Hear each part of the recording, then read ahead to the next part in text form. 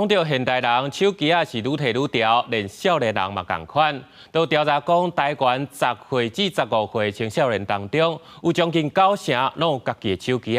自细汉就咧看网络，影响到人际关系，而且有3成囡仔拢惊失败，对新的物件甲挑战唔敢去试，就直接放弃。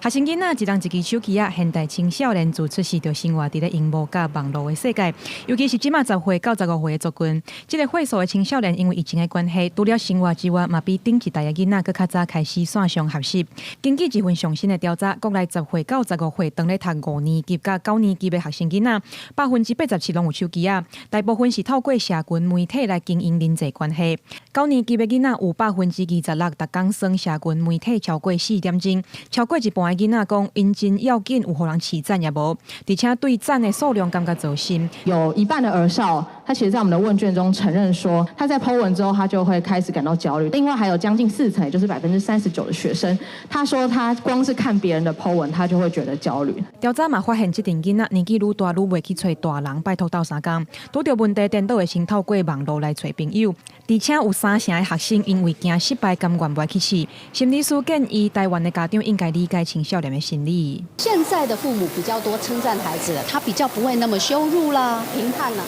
但是称赞，我们已经非常明确从社会情绪的学习来看，那个对于孩子不怕失败是没有帮助的，他需要的是鼓励跟肯定。 根据2018年国际学生能力评估的结果，台湾学生惊失败的比例伫79个国家内面排第1。6年过去，青少年也是对失败感觉惊吓。调查团队认为，社会应该重视这个问题。记者王可酸、柯明哲台北报道。